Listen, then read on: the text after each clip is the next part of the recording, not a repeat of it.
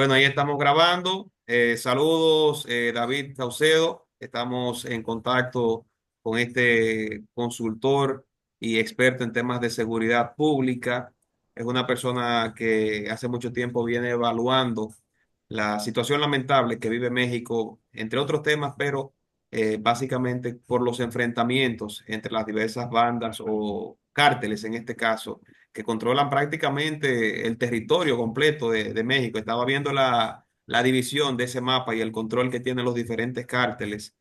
Y la verdad que aunque hay algunos como el propio cártel de Sinaloa, que es el tema que nos convoca ahora, hay una gran cantidad de cárteles que tienen fragmentos pequeños de México. Y de verdad que eso hace que sea una situación muy lamentable. Pero en el caso específico, Sinaloa, David, primero te doy las gracias por este tiempo. Y el apresamiento entonces de este, esta persona, Efraín Sánchez Cabanillas, conocido como Bala, aquí en República Dominicana se indicó que pertenece al cartel de Sinaloa y de hecho en la nota de prensa que difunde la organización que tiene que ver con la lucha contra las drogas aquí, la Dirección de Control de Drogas, se dice que era un objeto de alto interés para los Estados Unidos.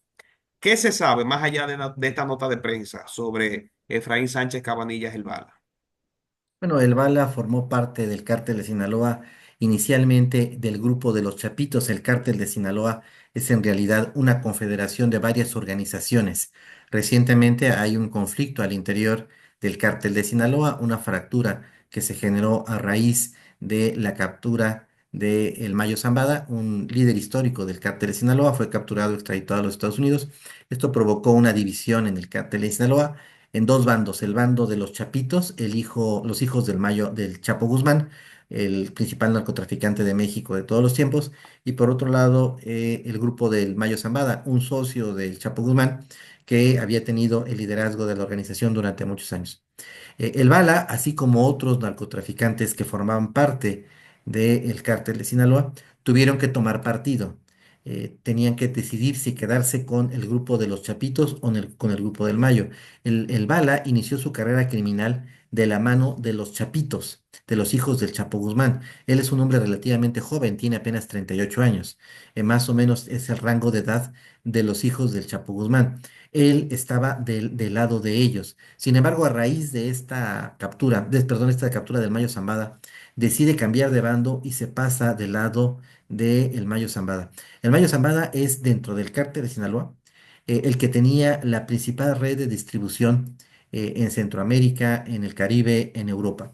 Mientras que los Chapitos tienen su principal red de distribución de drogas ilícitas en la costa este de los Estados Unidos. Me refiero a las ciudades de Los Ángeles, por ejemplo. El Bala se había caracterizado por coordinar los envíos de droga de México hacia los Estados Unidos, pero también utilizando la ruta del Caribe. México tiene cuatro rutas de envío de drogas hacia los Estados Unidos. La ruta del Pacífico. México tiene, obviamente, contacto con los Estados Unidos por ese lado. La ruta del centro, que atraviesa por estados como Guanajuato y va hacia ciudades de frontera. Y la ruta del Golfo de México, que recientemente ha sido rebautizada por Donald Trump como Golfo de América. La ruta del Golfo pasa justamente por República Dominicana. Es una ruta que se había cancelado hace varios años, que consiste en el envío de drogas desde la península de Yucatán hacia las islas del Caribe, pasando por Bahamas, República Dominicana, Granada, hasta Miami.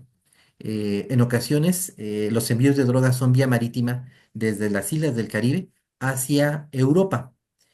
Pero el Mayo Zambada, que tenía el control de estas rutas, parece que reclutó al Bala, y aproximadamente hace ya unos 6 meses, el Bala ya estaba colaborando con el grupo del Mayo Zambada para acotar la actividad criminal del Mayo Zambada. El gobierno de los Estados Unidos lanzó una orden de captura con fines de extradición en México. Sin embargo, el Bala logró evadir la acción de la justicia mexicana, y en un operativo exitoso con las autoridades de República Dominicana y con la DEA, finalmente logran lo que las autoridades mexicanas no pudieron hacer: la captura del Bala en territorio nacional. Finalmente lograron hacerla en República Dominicana. Para mí es un éxito del gobierno de República Dominicana que hayan logrado lo que el gobierno de Claudia Sheinbaum no pudo hacer en México. ¿Qué podemos entonces pensar sobre la captura y su presencia en República Dominicana? ¿Estaba vacacionando o estaba realmente realizando operaciones propias de ese trasiego y que ya tú has indicado se utiliza para eso República Dominicana? ¿Estaría trabajando quizás parte de ese rol aquí? Sí, ahí no coincido con tu apreciación, no coincido con lo que dijo el presidente Luis Abinader. Ah, qué Eh, bueno que lo viste, sí, en la declaración el lunes. Sí, él mencionó que estaba vacacionando, no estaba vacacionando. Un narcotraficante de este nivel no suele tomarse estos días de asueto, de descanso, en este contexto de guerra de cárteles, me parece inconcebible. Él tenía a las autoridades mexicanas y a la DEA buscándole, así que no concibo que se haya ido a un lugar particularmente hermoso, como me comentan que es Punta Cana. Yo no tengo la fortuna de haber visitado Punta Cana, pero me dicen que es un lugar paradisiaco, un lugar turístico hermoso. Pero no estaba vacacionando. Estaba tratando de hacer de República Dominicana una plataforma de exportación de drogas, ya sea hacia la costa este de los Estados Unidos, es decir, Miami, o bien coordinar los envíos de cocaína colombiana desde Colombia hacia España y Portugal. Para poder hacer envíos marítimos de droga, el cártel de Sinaloa tiene esta ruta ya muy conocida desde hace tiempo. En la década de los 50 del siglo pasado, pues esa ruta era la que tenía Cuba, hasta antes de la llegada de Fidel Castro y la instauración de la dictadura comunista. Pero recientemente el cártel de Sinaloa está expandiéndose a raíz de esta necesidad de tener recursos para financiar la guerra contra los chapitos, y me parece que las autoridades dominicanas de manera muy oportuna realizaron la detención de este personaje, porque si lo hubieran dejado operar allí en Dominicana, no tengo ninguna duda que habría tejido una red para hacer de República Dominicana una plataforma de exportación de drogas. Ahora, la captura del Bala no implica que el cártel de Sinaloa haya perdido el interés en Dominicana. Dominicana tiene una posición geoestratégica para el envío de drogas ilícitas. Entonces, ¿qué es lo que tiene que hacer la DEA en respaldo del gobierno dominicano? Pues nuevamente seguir haciendo estos operativos de blindaje, estar muy atentos a las listas de pasajeros, estar haciendo un monitoreo de los mexicanos que arriban a Dominicana, porque muchos de ellos lamentablemente no llegan a vacacionar, llegan a realizar actividades ilegales. Nosotros damos seguimiento a las noticias de México, como te dije al principio, lamentando primeramente la parte humana, ¿verdad? De las muertes, las vidas que se pierden en medio de esa guerra feroz entre los cárteles. Y al margen de eso, parece que vivimos en un mundo paralelo, o sea, no es el mismo mundo que compartimos con México, porque, digamos, por asuntos culturales incluso, parece que hay muchas diferencias y nos hacen pensar que tal vez las operaciones de un cártel mexicano, en este caso como Sinaloa, pueda llegar a reclutar jóvenes en los barrios de República Dominicana. ¿Qué posibilidad tú ves de esto? ¿O entiende que solamente este tipo de contactos se hacen ya a grandes escalas? O sí advierte que podría en cualquier momento establecer un proceso de reclutamiento de jóvenes en los barrios de República Dominicana? Bueno, lo que hace el cártel de Sinaloa y también el cártel Jalisco Nueva Generación cuando incursionan en un país nuevo, primero establecen contacto con las mafias locales, es decir, con las pandillas, grupos criminales que ya operen en el territorio. ¿Por qué? Porque conocen el territorio. Normalmente establecen una plataforma de exportación de droga y puntos de venta de drogas a menudeo, pero lo que hacen es sinergia, una asociación con las mafias locales, las que haya. En el caso de Venezuela, el Tren de Aragua, por ejemplo. En el caso de Colombia, ay, se me olvidó el nombre del cártel, se me olvidó su nombre. Con las distintas organizaciones. En el caso de Salvador, con las pandillas Mara Salvatrucha. Entonces, el cártel de Sinaloa, lo más probable es que en República Dominicana vaya a intentar o está intentando o ya realizó es una asociación con las mafias locales que haya en República Dominicana. Si las mafias locales, por alguna razón, conflictos internos, capturas, muerte de sus líderes, pierden capacidad operativa, es cuando se da el proceso que tú mencionas. Es decir, que el cártel de Sinaloa, ante la debilidad de las mafias locales, decida crear una red propia. Pero por el momento me parece que en Dominicana lo que van a intentar es una asociación con las mafias que haya locales, y a su vez empezarán a tratar de sobornar a las autoridades aduanales, policíacas, de procuración de justicia, para que el cártel pueda operar con cierta libertad. A mí me queda claro, por la detención que se da del Bala, que afortunadamente el cártel Sinaloa no ha penetrado en las corporaciones de seguridad de República Dominicana. De haberlo hecho, pues lo habrían dejado en libertad o no lo habrían molestado. Pero eso no va a detener al cártel de Sinaloa. Van a tratar de crear un anillo de protección policial para poder operar en República Dominicana. Entonces, me parece que el reto a futuro que tiene el presidente Luis Abinader es cerrar la frontera, evitar que puedan entrar a Dominicana enviados del cártel de Sinaloa a efectos de que quieran establecer un imperio criminal allá en esta región. Entonces, creo que la DEA, que tiene información abundante sobre los distintos liderazgos del cártel de Sinaloa, eh, podría proporcionar información valiosa para que puedan ser detectados en el momento en el que lleguen vía aérea o vía marítima. Me llama mucho la atención porque el comunicado indica que es un objeto de alto interés para los Estados Unidos. Sin embargo, cuando vemos, por ejemplo, la causa por la cual se le procesó en Massachusetts, indica que había ingresado o facilitado, se había capturado con 5 kilos de cocaína y 400 gramos de otra sustancia que no recuerdo ahora, lo cual me parece una cantidad insignificante para Así lo que es. podría traficar una persona a ese nivel. ¿Qué lectura tú le das a esto? ¿Por qué crear tanta alarma por una persona al que solo le incautaron 5 kilos de un producto y 400 gramos de otro? Tratan de llegar a una negociación con él. Seguramente tienen más elementos de prueba en su contra, pero la orden de captura con fines de extradición es con el objeto de sentarse con el Bala y llegar a una negociación para que dé a conocer información acerca de sus socios, rutas comerciales, autoridades mexicanas que están coludidas con el cártel de Sinaloa, para que el Bala se pueda adherir al programa de protección de testigos que tienen los norteamericanos. Si ellos acusaran al Bala de más cargos, sería imposible adherirlo al Sustentarlo. programa. Sí, no podrían soltarlo, no podrían darle este esquema de liberación previa. Pero si le imputan algunos cargos, lo pueden adherir al programa y lo pueden amenazar. Si no cooperas con las autoridades en Estados Unidos, entonces te vamos a fincar estas otras denuncias. Entonces, es un juego de la DEA, que ya conocemos en México, de detener a un capo y nada más fincarle dos o tres delitos, acusarlo de cosas menores. Si el capo no reacciona y no colabora, entonces viene la escalada de denuncias. Entonces yo creo que está en las manos de los abogados del Bala. Tengo entendido que República Dominicana ya lo extraditó, si no es que está en Sí, lo había proceso. puesto en la lista para la extradición. Sí, me parece que va a ser rápido porque entró con una orden ya de captura internacional de Así la es. Interpol seguramente. Así Entonces va a es. ser rápido, va a llegar en cosa de un mes quizá a los Estados Unidos y ahí empezará su litigio de ver qué decide, si se va a juicio para tratar de derribar estas acusaciones o evita el juicio ya adhiriéndose al programa de protección de testigos. Inmediatamente Donald Trump regresa a la Casa Blanca. El nuevo secretario de Estado, Marco Rubio, hace una gira por algunos países de Centroamérica, estuvo bien cerca de ustedes, en Guatemala también, y termina aquí en República Dominicana. Dentro de los puntos, pues el caso del narcotráfico, el tráfico de droga a grandes escalas. ¿Tú tienes alguna expectativa sobre los resultados que podría tener esta gestión de Donald Trump en la lucha contra el narcotráfico y en la lucha contra esos grupos, esos grandes cárteles mexicanos?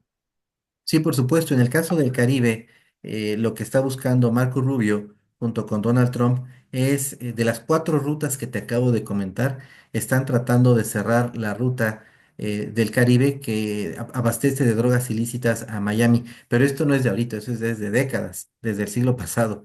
Eh, eh, Me parece que el principal problema no es tanto República Dominicana, sino Haití, en donde por ahí los norteamericanos no han podido establecer una sinergia adecuada con ellos. No tenemos conocimiento de que haya habido esta detención que, por ejemplo, ustedes lograron allá en Dominicana. Entonces, para el cártel de Sinaloa, eh, eh, eh, ven a República Dominicana y Haití como un solo territorio. Yo sé que no es así. En el simplismo de los cárteles, ellos perciben que es así, pero Bueno, y me de queda hecho, la situación de Haití lo hace más vulnerable y más claro. atractiva quizás para los cárteles para hacer quizás algunas operaciones. Así es. Entonces, lo que yo percibo es que ahora que los cárteles están avanzando, buscando estas rutas, seguramente van a detectar esta debilidad institucional de Haití para tratar de sentar su bandera ahí. Ahí sería muy importante que las autoridades de ambos países se pongan de acuerdo para poder enfrentar esta amenaza real que se cierne sobre el Caribe. ¿Por qué? Porque los norteamericanos están tratando de cerrar la frontera del Río Bravo de México con los Estados Unidos. Los cárteles de manera natural van a tratar de utilizar el Caribe para todos los envíos que no puedan pasar por Tijuana, Ciudad Juárez, Nuevo Laredo, Reynosa, puedan pasar por el Caribe. Entonces, lo que está haciendo Donald Trump junto con Marco Rubio son medidas de prevención para evitar que la ruta del Caribe no se fortalezca.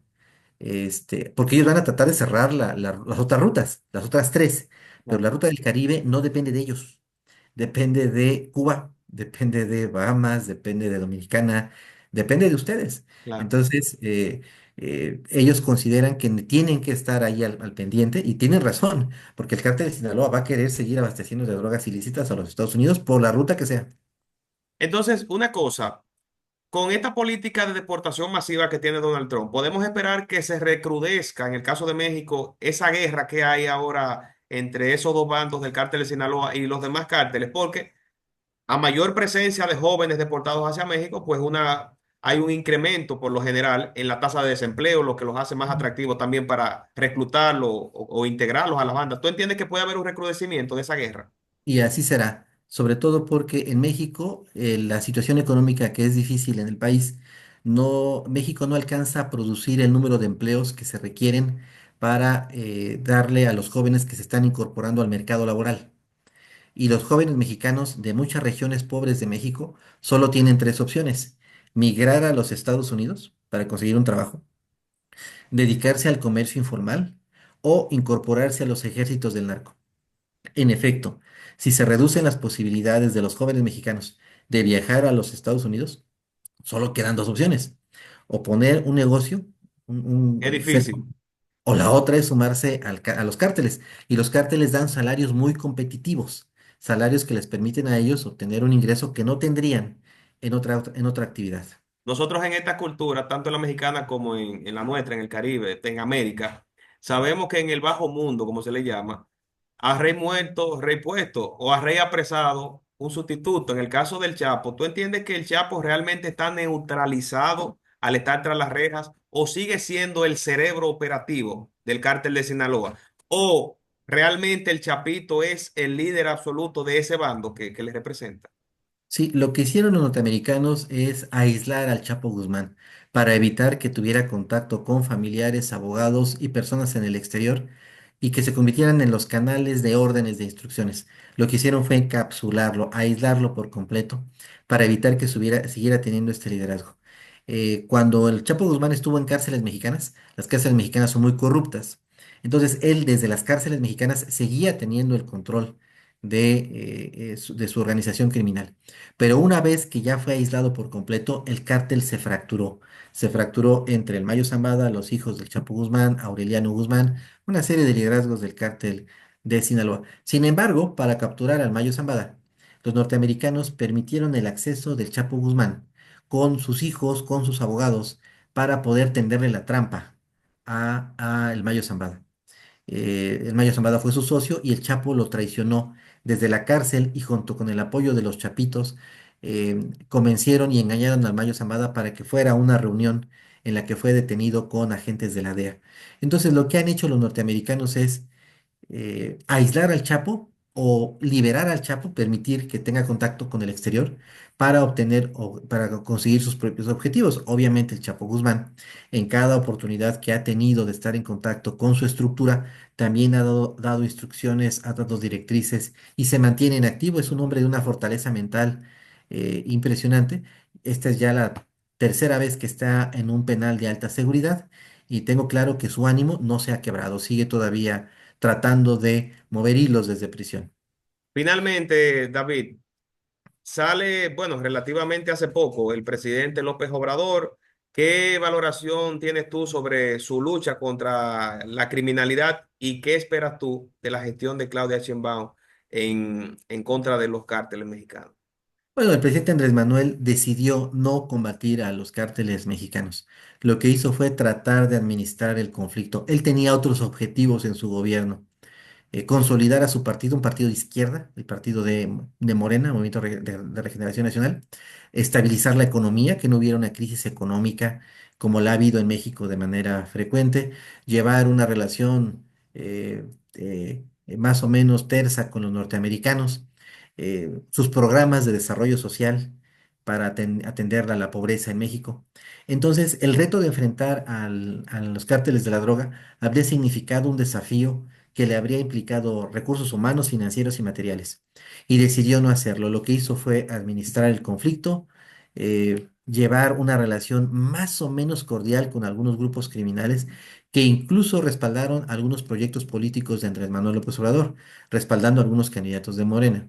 Esto obviamente enfureció a los norteamericanos y nos tiene en esta situación actual. El presidente Donald Trump tiene claro que el gobierno federal mexicano, el gobierno de Andrés Manuel, lo que hizo fue pactar una especie de tregua con los narcos. Y evidentemente el gobierno norteamericano pues quiere que el gobierno de México combata con ferocidad a los narcotraficantes. Y eso es lo que está tratando de hacer Claudia Sheinbaum, cambiar esta estrategia que en México se conoció como abrazos y no balazos de combate al narcotráfico. Y ahora hay más balazos y menos abrazos, pero aún así el presidente Donald Trump presiona con mucha fiereza a la presidenta Claudia Sheinbaum y ahorita estamos en esta coyuntura. El presidente Andrés Manuel lo que hizo fue, como decimos en México, patear el balón, es decir, no resolver el problema y pasarle la bolita a Claudia Sheinbaum. En el caso, bueno, me surgió esta pregunta. Se vende a Nayib Bukele de El Salvador como la panacea del problema de la criminalidad, la delincuencia, y hablan de voluntad. ¿Realmente el tema de los cárteles, la criminalidad en México es un asunto de voluntad o entiende que eso es un cáncer ya inextirpable? Ahí sí, en México, Bukele goza de una popularidad que nunca había tenido ningún presidente de El Salvador. Y te lo pregunto, disculpa, porque Sí. viendo ese mapa de la distribución del control de los cárteles, óyeme, absolutamente todo el territorio mexicano está Sí. controlado, si no por uno, por otro cártel. Parece algo imposible luchar contra eso. Así es. En México, Bukele goza de una popularidad muy alta y muchas voces en México han pedido que se replique el modelo de Bukele. Sin embargo, Bukele peleó contra mafias de pandilleros de la Mara Salvatrucha, que no eran mafias menores, pero no estaban al nivel de los cárteles mexicanos. No, imposible. Los cárteles mexicanos sobrepasan con mucho la capacidad operativa, recursos, poder de fuego de las mafias salvadoreñas. Quizá hace 20 años el gobierno de México habría estado por encima de los cárteles.